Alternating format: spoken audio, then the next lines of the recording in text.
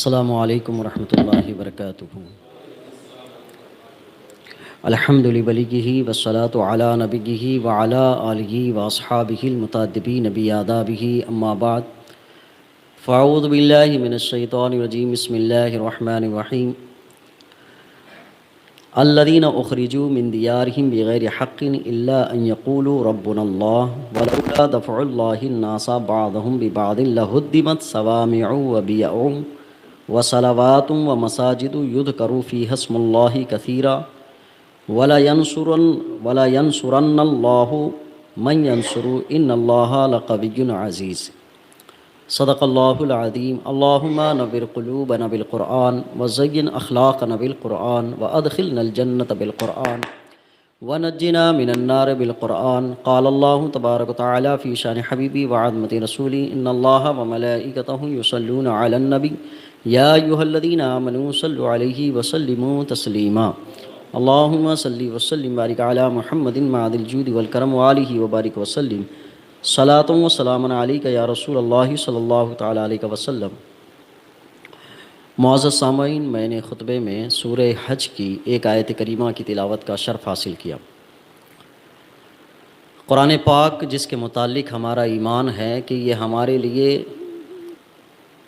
صحیح راستے کی رہنمائی کرتا ہے، روشنی دیتا ہے، نور ہے، ہدایت ہے، گمراہی سے بچاتا ہے، غلط راستے سے پھیر دیتا ہے، یہ اللہ کی طرف راستہ لے جاتا ہے، اچھی رہنمائی کرتا ہے، اچھی گائیڈنگ کرتا ہے، اور انسان کے سکون اور طمانینت کا سبب ہے، بلکہ پوری کائنات کے سکون اور طمانینت کا سبب ہے، سکون دیتا ہے، بے چین دلوں کو قرار۔ ہر انسان چاہے وہ اپنے اندر کتنی بھی صفات رکھے، اس کو کہیں نہ کہیں کسی نہ کسی شعبے میں بے چینی رہتی ہے، ایک بے قراری رہتی ہے۔ ہم خاص کر مسلمان دنیا میں کسی بھی جگہ رہیں گے، کتنی بھی سہولتیں، آراستگیاں اور کتنی بھی خوشیاں دامن میں آ جائیں، لیکن پریشانی رہے گی۔ پریشانی سب کی الگ الگ جہت سے ہوگی، الگ الگ پریشان ہوں گے۔ کوئی دنیاوی معاملات میں کسی کا کاروبار ٹھیک نہیں چل رہا، کسی کی اولاد فرما بردار نہیں، کسی کی بیوی ٹھیک نہیں، کسی کا شوہر ٹھیک نہیں، کسی کے ماں باپ رہنمائی نہیں کرتے، توجہ نہیں دیتے، غفلت کرتے ہیں، کوئی استاد ٹھیک نہیں، کوئی ادارہ ٹھیک نہیں۔ ہمیں کہیں کہیں کسی بھی قسم کی دنیاوی پریشانیاں ہو سکتی ہیں، آدمی کسی نہ کسی قسم سے پریشان ہوگا، لیکن مومن کی پریشانیاں کچھ زیادہ ہی رہیں گی، اتنی زیادہ رہیں گی کہ مان لیں کہ اس بندے کو ماں باپ بھی ٹھیک مل گئے، استاد بھی ٹھیک مل گئے، ادارے بھی ٹھیک مل گئے، تعلیم بھی اچھی ہو گئی، تربیت بھی اچھی ہو گئی، دولت بھی دنیا کی فراوانی کے ساتھ آنے لگ گئی، اور پوری زندگی سیٹ اپ کے ساتھ ہے۔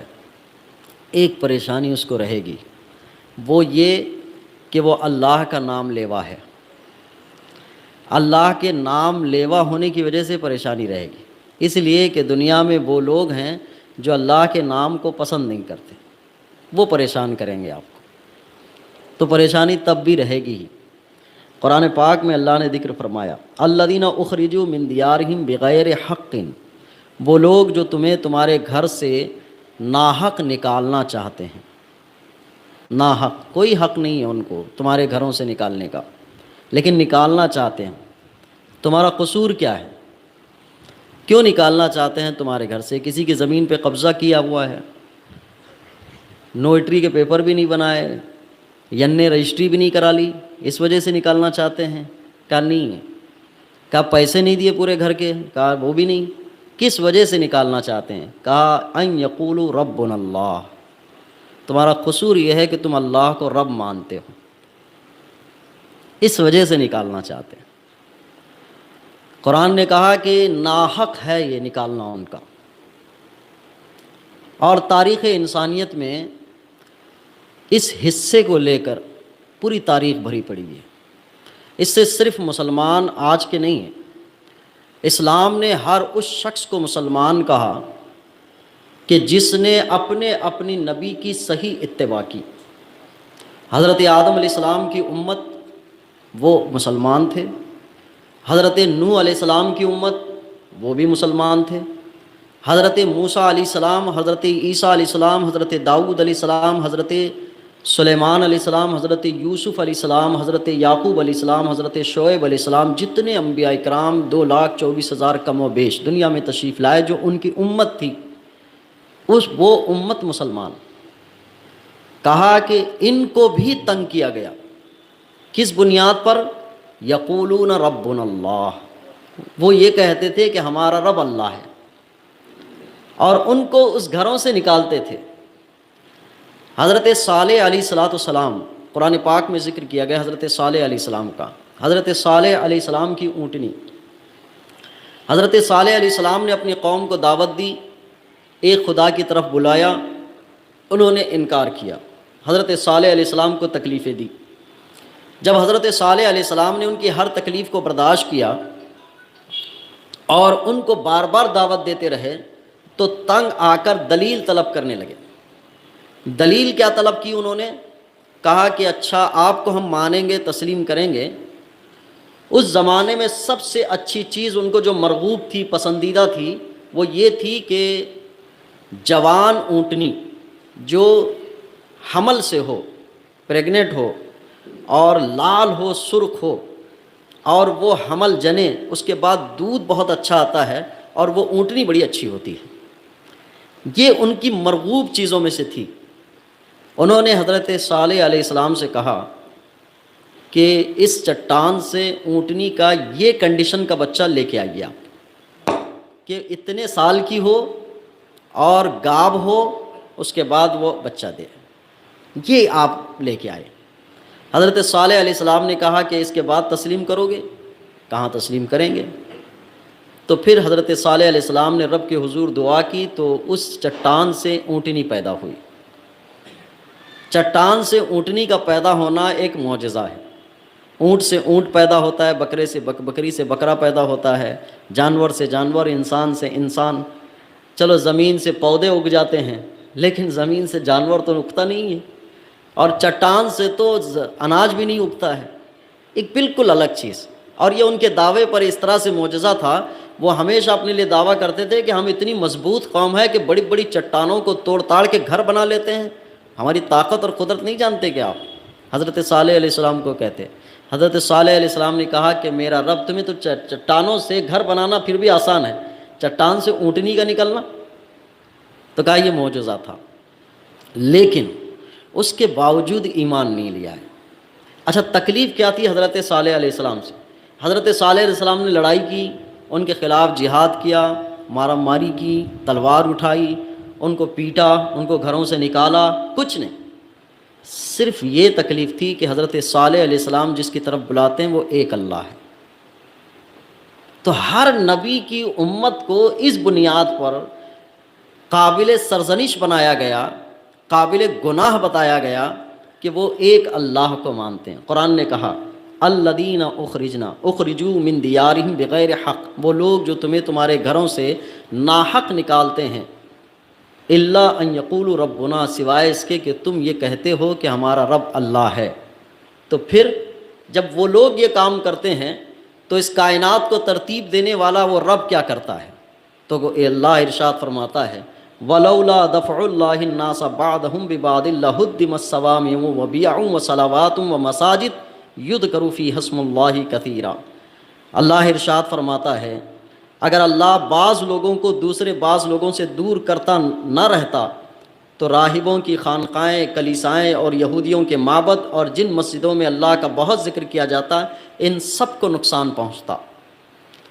تو جب یہ لوگ اللہ کے نام لیے جانے پر گھروں سے نکالتے ہیں تو اللہ بعض لوگوں کو پیدا فرماتا ہے جو ان بعض کو دفع کرتے ہیں، ان بعض کو نقصان پہنچانے والوں کو دور کرتا ہے. یہ اللہ پیدا فرماتا ہے. ضابطہ ہے وَلَوْلَا دَفْعُ اللَّهِ النَّاسَ بَعْضَهُمْ بِبَعْضٍ لَفَسَدَتِ الْأَرْضُ. اس نظام کائنات کو اللہ نے اسی انداز سے بنایا ہے کہ بعض انسان سے ڈرتا ہے. ہم اور آپ یہاں بے من چاہے لڑائیاں نہیں کرتے. محلے میں سب کو پتہ ہے کہ پولیس اسٹیشن قریب میں ہے، پولیس اسٹیشن کی وجہ سے، پولیس کے ڈر سے زیادہ جھگڑے نہیں کرتے، کیونکہ اللہ نے نظام بنایا ہے، بعض کو بعض کا ڈر دیا ہے. اب پولیس والے بھی اپنی منمانی نہیں کر سکتے، ان کے اوپر بھی ایک آدمی دیا ہوا ہے، کہا کہ اگر میں منمانی کروں تو وہ مجھے نکال دے نوکری سے۔ وہ اوپر والا بھی منمانی نہیں کر سکتا ہے، کیونکہ اس کو پتا ہے کہ میرا تقرر جس کے ذریعے سے ہوا ہے، میری منمانی ہوگی تو وہ اس کو نکال دے گا۔ ایک دوسرے سے کنیکٹنگ ہے۔ اللہ فرماتا ہے اگر بعض انسان سے بعض انسان کو ہم دفع نہ کرتے تو انسانیت میں فسادات زیادہ ہوتے۔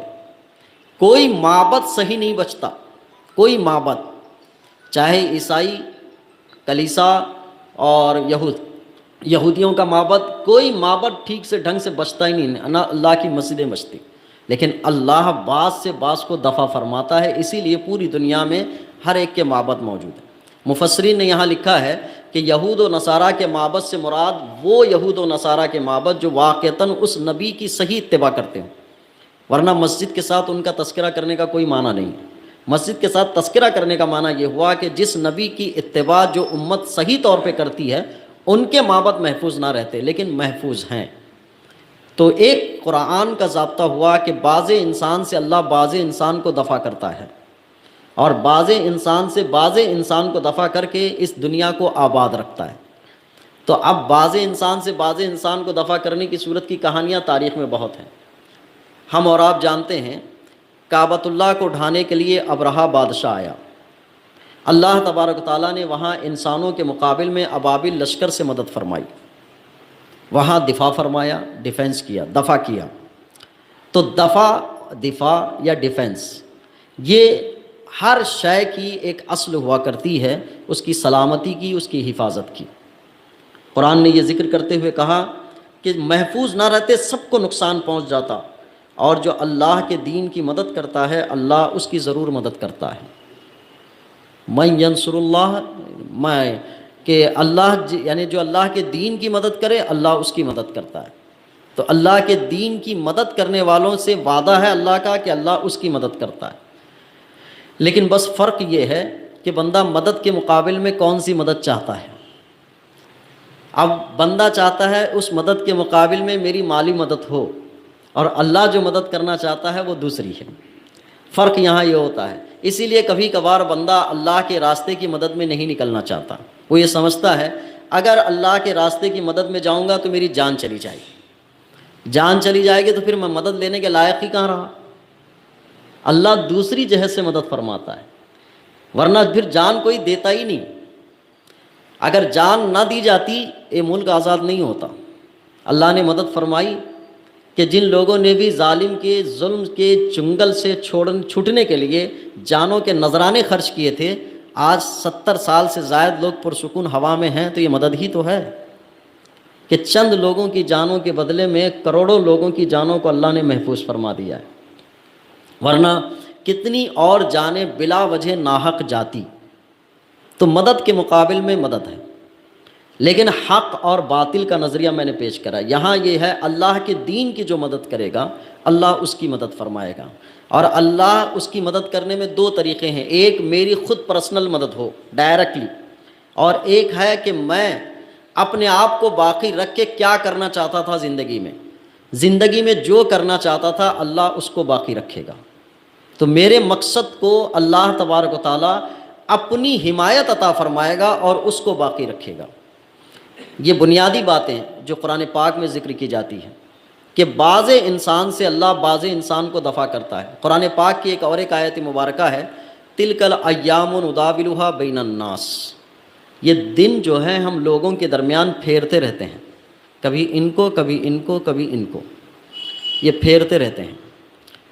آج کی ملکی حالات میں ہم کمزور ایمان والے، کمزور ذہنیت رکھنے والے تھوڑے سے گھبرا جاتے ہیں کسی چیز کو، اور فکر کے معاملے میں ایک ہیبت جیسی صورت پیدا ہونے لگتی ہے۔ پہلے تو کمزور، پھر اس کے بعد سوچ بھی ہیبت والی لاتے ہیں کہ ہیبت والی یہ کہ اب کیا ہوگا میرے ساتھ، اب کیا ہوگا ہمارے ساتھ، کیا یوں ہی چلتا رہے گا۔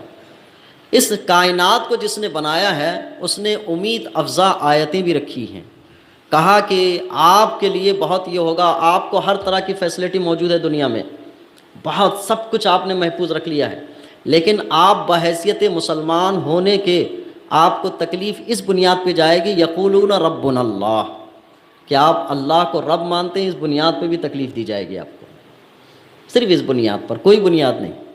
اگر میں یہ کہوں تو میرا جرم کوئی نہیں ہے سوائے اس کے کہ میں مسلمان ہوں، مسلمان ہونا جرم ہو گیا۔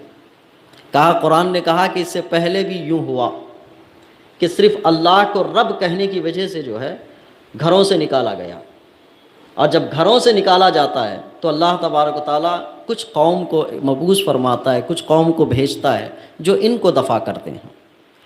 اب وہ قوم کون ہو سکتی ہے؟ تو ہو سکتا ہے میں اور آپ مسجد میں بیٹھ کر دعائیں کرتے رہیں کہ اللہ بھیج دے بھیج دے بھیج دے، کبھی یوں ہو سکتا ہے کہ وہ ہم اور آپ ہی ہوں، بس اتنا فرق ہے۔ اس آیت کے مصداق میں سمجھنے میں یہ ہے، کبھی ہم جمعہ میں تقریر کرتے رہتے ہیں تو تقریر کرنے کے وقت محسوس ہوتا رہتا ہے، کبھی چہروں سے کوئی نصیحت ہو یا کوئی ہدایت ہو، کوئی اسلامی احکامات ہو، تو لوگ سنتے سنتے کہتے رہتے ہیں کہ نہیں یہ میرے لیے نہیں ہے، دوسرے کے لیے ہے، اس میں میں نہیں ہوں۔ اگر اسی تقریر کے دوران یہ کہا جائے کہ بعد نماز کے کھانا کھانے کا اہتمام ہے لوگوں کے لیے، اس میں ہر کوئی سمجھ لیتا ہے کہ اس میں میں ہوں۔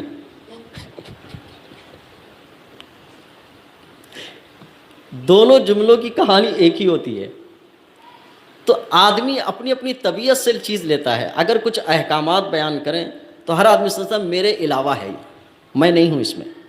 اس کے بعد کہیں کہ بعد جلسے کے کھانے کا اہتمام ہے احباب کے لیے، تو ہر آدمی سمجھتا ہے کہ اس میں ہوں۔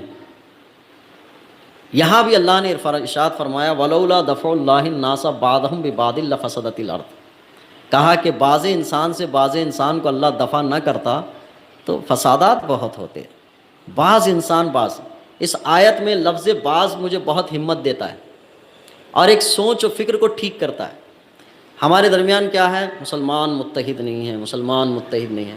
اگر یہ متحد ہو گئے تو پھر ایک انقلاب آئے گا، اپنے حقوق کی بحالی کے لیے کوشش کر سکتے ہیں۔ قرآن نے کہا بعض، خالی صرف بعض، کل کو متحد نہیں ہونا ہے، صرف بعض کو ہونا ہے۔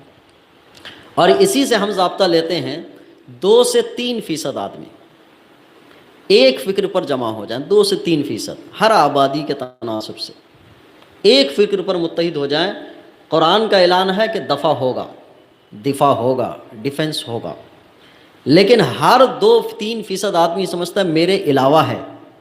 جب میرے علاوہ ہے تو پھر کھانا کھانے میں بھی علاوہ نہیں ہونا چاہیے، علاوہ ہونا چاہیے وہاں بھی۔ جب قربانی دی جائے گی تو ہی کھانے کھانے کے ٹیبل پہ بیٹھا جا سکتا ہے، قربانی نہیں دی جائے گی تو پھر کھانا کھانے کا ٹیبل بھی نہیں بن پائے گا۔ یہ ضابطہ ہے قرآن کا، وَلَوْلَا دَفْعُ اللَّهِ النَّاسَ بَعْضَهُمْ بِبَعْضٍ، بعض لوگوں سے بعض لوگوں کو دفاع فرماتا ہے۔ ایک ہیبت یہ ہے کہ اجتماعیت ہو، اور میں تو تاریخ کے حساب سے کچھ نقطے نکالتا ہوں تو یہ دیکھتا ہوں کہ ہم نے دنیا پر جہاں جہاں حکومت کی ہے اکثریت میں رہ کر نہیں کی ہے، اقلیت میں رہ کر کی ہے۔ کم تھے تبھی حکومت کیا ہم نے، اکثریت میں جب جب آئے ہم آپس میں لڑتے رہے، جب جب کثیر بنے لڑتے رہے، اقلیت میں جب تھے حکومت کرتے رہے۔ بس فرق یہ ہے کہ اس وقت باہمت تھے تو حکومت کر لیے، اب بے ہمت ہیں تو بس حکومت نہیں کر پا رہے ہیں، بس اتنی بات ہے۔ اور حکومت کر کے ہم نے کوئی انسانیت پر ظلم نہیں کیا ہے، حکومت کر کے انسان کو انسان کی طرح رہنے کا طریقہ دیا ہے۔ یہ حکومت کرنے کا معنی یہ نہیں ہے، حکومت کرنے کا معنی یہ ہے کہ انسان رہ کر انسانیت کے ساتھ رہنے کا سلیقہ دیا ہے، طریقہ دیا ہے۔ اور اللہ تبارک تعالیٰ توفیق عطا فرماتا ہے تو بندے بہت سارے کرتے بھی رہتے ہیں۔ ان دنیا کی بقا عدل اور انصاف پر ہے، دنیا کا خرابہ ظلم اور زیادتی پر ہے۔ ظلم و زیادتی کسی بھی قوم سے ہو اللہ کو پسند نہیں ہے، اور عدل و انصاف کسی سے بھی ہو اللہ کچھ لہجے کے لیے دنیا میں اس کو مدد دیتا ہے، آخرت صرف مومن کے لیے۔ یہ ضابطے ہیں، تو اس اعتبار سے اپنی زندگیوں کے ایک منہج ہے، ایک شیڈول ہے۔ اور آج کی کیفیت میں آپ اور ہم یہ جو سوچ رہے ہیں نا کہ مسلمان متحد ہو جائیں گے تو بہت بڑا انقلاب آئے گا، میں یہ کنڈیشن دیکھتا ہوں آج ہمارے پاس حکومت کرنے والی صفت ہی نہیں ہے، اسی وجہ سے ہمارے ہاتھ میں صفت یہ نہیں ہے۔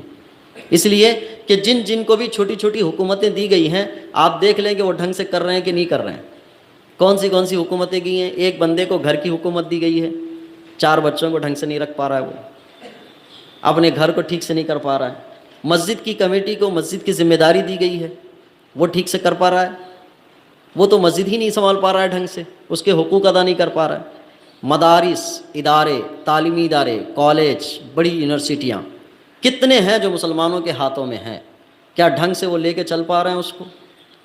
तो इस सूरत में आप हुकूमत का तसव्वुर तो है नहीं। बात तो ये है कि भाई आदमी के अंदर वो सिफ़तें भी तो पैदा हों कि वो कुछ कर सकता है। थे तो वो तुम्हारे आबा मगर तुम क्या हो, इस सिफत के साथ हुकूमत तो नहीं कर सकते। हुकूमत करने के लिए सबसे पहले आदमी को पित्ता मारी वाला काम करना पड़ता है, नीचे से आना पड़ता है। मैं तो कभी कभार सोचता हूँ हुकूमत करने के लिए अल्लाह ने बहुत सारे मौके हमें दिए हैं। आज की मस्जिद की कमेटियों का अगर ताल्लुक़ देखें हम, तो एक जमहूरी निज़ाम की मिसाल मिल सकती है। जमहूरी निज़ाम में क्या होता है कि भाई वोट डाले जाएं, सब लोगों के वोट लिए जाएं, फिर उनके लिए कोई भलाई का काम किया जाए, ये होता है।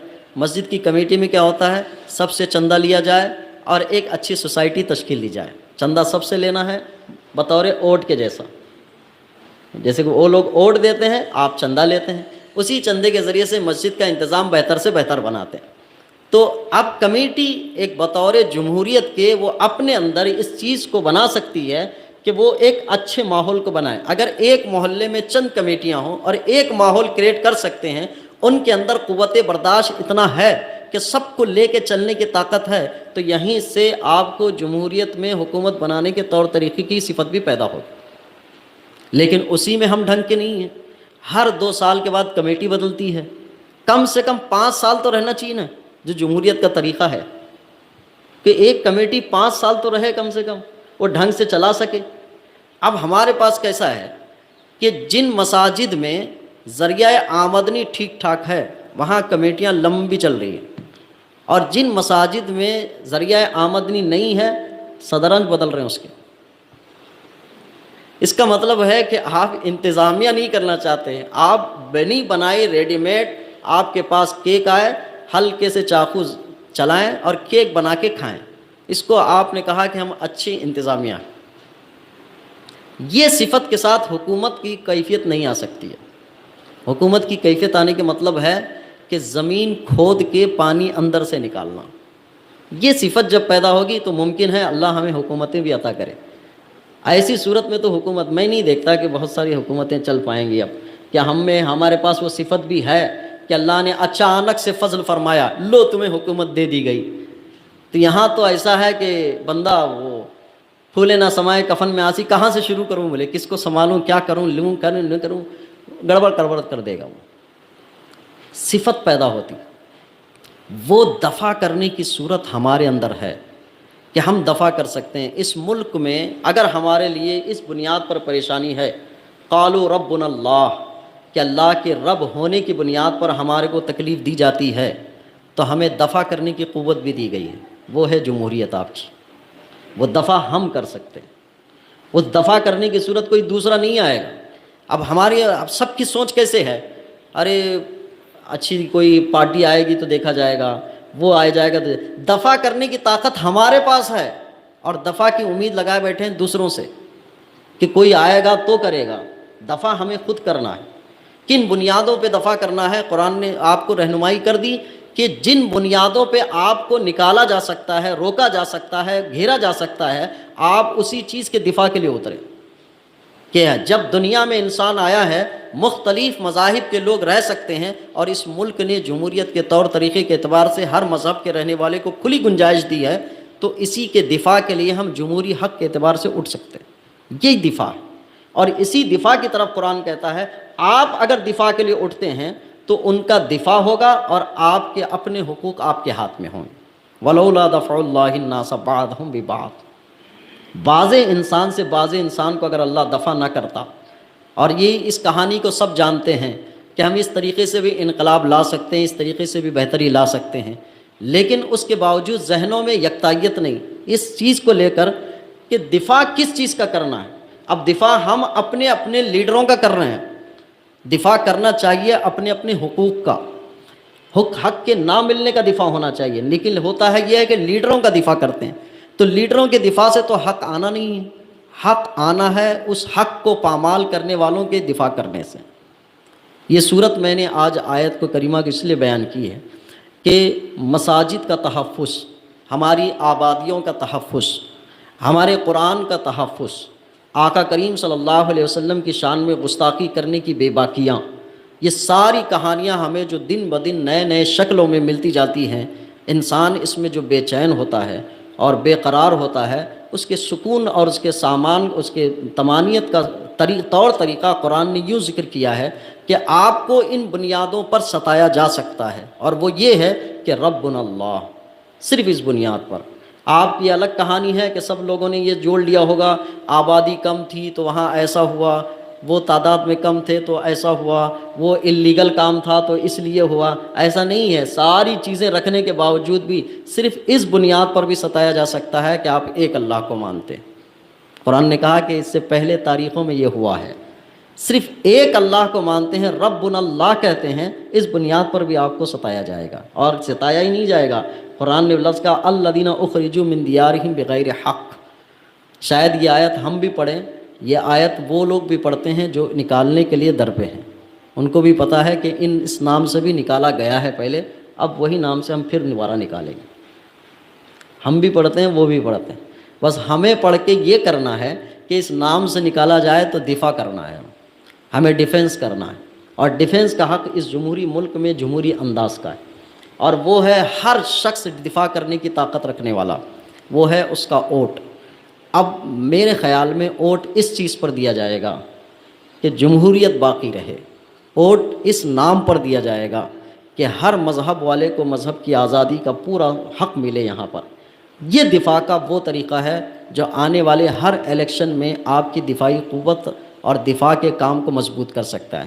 آپ کا اب کینڈیڈیٹ بھی وہی ہونا چاہیے جو اس کی طاقت رکھ سکتا ہو، یہ نہیں کہ جو صرف اپنا دفاع کر سکتا ہو، ان حقوق کا دفاع نہیں کر سکتا، تو آپ سمجھ لیجئے کہ پورے لوگ مل کر اس کو دفاع کا حق نہ دیں کہ آپ سب ہمارے حق کے دفاع کے لیے آپ جائیں، بلکہ اس کو کہیں کہ آپ اپنا ہی دفاع اپنے گھر میں بیٹھ کے کریں۔ سب لوگوں کے دفاع کرنے کے لیے جانا ہے تو آپ کے اندر ہمت و جرأت بھی چاہیے، آپ کے اندر بے باکی بھی چاہیے، آپ کے اندر موت کا خوف نہیں چاہیے، آپ کے اندر اتنی طاقت ہونی چاہیے کہ آپ دفاع کرنے کے لیے وہاں پر کھڑے ہوں تو کہیں ایسا نہ ہو کہ خود کو ختم کر کے آ جائیں، بلکہ دفاع ہی کریں آپ۔ تو اس صورت مبارکہ، اس آیت مبارکہ کے تحت مجھے یہ بات سمجھ آئی کہ اس ملک میں رہتے ہوئے ہمارے حالات کو ٹھیک کرنے کے لیے یہ آیت ہمیں بہتر رہنمائی کرتی ہے، اور بھی آیتیں ہیں جو ہماری رہنمائی کرتی ہیں۔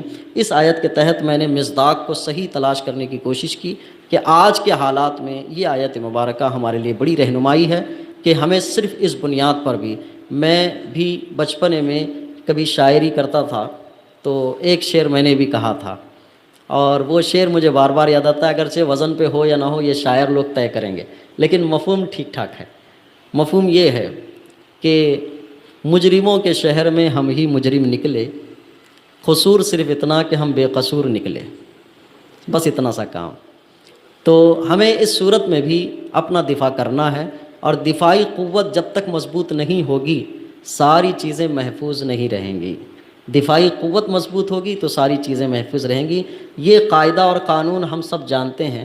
5,000 روپے کا بھی موبائل ہو تو سب سے پہلے کور خریدا جاتا ہے تاکہ اس کا دفاع کر لیں، خراب ہونے سے بچا لیں اس کو، اور جوتا بھی لیتے ہیں تو اس کے ساتھ ساتھ اس کو خراب ہونے سے بچانے کی فکر کی بھی صورتیں ہمارے پاس ہوتی ہیں کہ دھوپ میں زیادہ نہ رکھیں، اس کو چھاؤں میں رکھیں، پانی والی جگہ پہ نہ رکھیں، اس کا دفاع کرتے ہیں ہم۔ ہر شے کے دفاع کی صورت ہے، لیکن اتنی بڑی کمیونٹی ہے مسلمانوں کی اس ملک میں، لیکن دفاعی نظام ہمارے پاس نہیں ہے، دفاع کرنے والا کوئی نہیں ہے۔ اس ملک میں اسلام اور مسلمانوں کو تحفظ فراہم کرنے کے لیے ایک دفاعی قانون ہے، لیکن اس دفاعی قانون کو نافذ کرنے سے جو روکا جا رہا ہے اس کے معاملے میں دفاع کرنے والا کوئی نہیں ہے۔ ایک جمہوریت کا قانون، ایک کانسٹیٹیوشن، ہمارا سنویدھان، یہ دفاعی قانون ہے، دفاعی کتاب ہے ہماری، لیکن اس کے باوجود اس کو نافذ کرنے سے جو لوگ روک رہے ہیں، اس کو دفاع کرنے کے لیے ایک چیز کی ضرورت ہے، اس کے لیے ہماری اور آپ کی کوشش ہو۔ قرآن نے کہا کہ اللہ بعض انسان سے بعض کو دفاع کرتا ہے، اگر نہیں کرتا تو یہ دنیا ختم ہو جاتی۔ کوئی عبادت گاہیں محفوظ نہیں رہتی۔ تو ہمیں اپنے ہر طرح کے حقوق کی حفاظت کرنے کے لیے دفاعی نظام کی ضرورت ہے۔ اللہ مجھے آپ کو عمل کی توفیق عطا فرمائے۔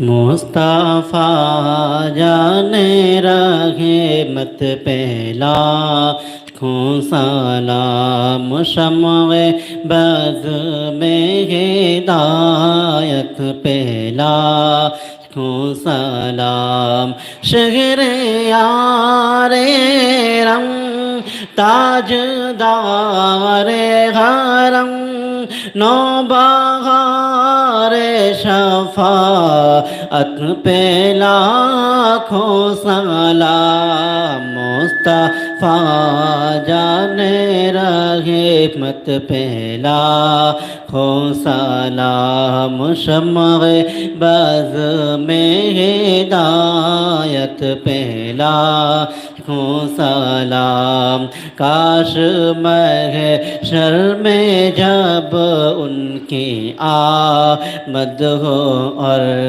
بھیجیں سب ان کی شوکت پہ لاکھوں سلام مجھ سے خدمت کے قد سیکھا ہے رضا مجھ سے خدمت کے قد سیکھا ہے رضا مصطفیٰ جان رحمت پہ لاکھوں سلام مصطفیٰ جان رحمت پہ لاکھوں سلام شمع بز میں ہدایت پہ لاکھوں سلام السلام علیکم یا رسول اللہ، صلاۃ السلام علیکم یا حبیب اللہ، صلاۃ السلام علیکم یا نور من نور اللہ صلی اللہ تعالیٰ علیہ وسلم۔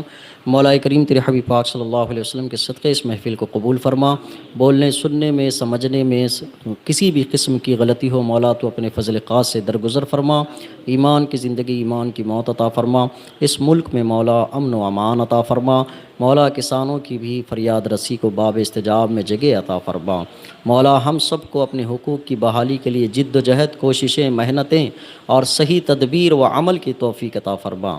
ہمیں اچھی قیادت نصیب فرما، اچھی قیادت کو سلامتی عطا فرما۔ مولا ہم سب کو ہمیشہ خیر و بھلائی پہ جمع فرما۔ ہم میں جو بیمار ہیں انہیں شفا عطا فرما۔ بالخصوص رئیس بے الف صاحب کی والدہ بیمار ہیں مولا انہیں صحت یابی اور کامل صحت عطا فرما۔ مولا ہم سب کے دلوں کو تیرے حبیب پاک صلی اللہ علیہ وسلم کی محبت کا مدینہ بنا۔ الہی خیر گردانی بحق شاہ جیلانی وصلی اللہ تعالی علی خیر خلقہ ونور عرشہ محمد و آلہ و اصحابہ اجمعین برحمتک یا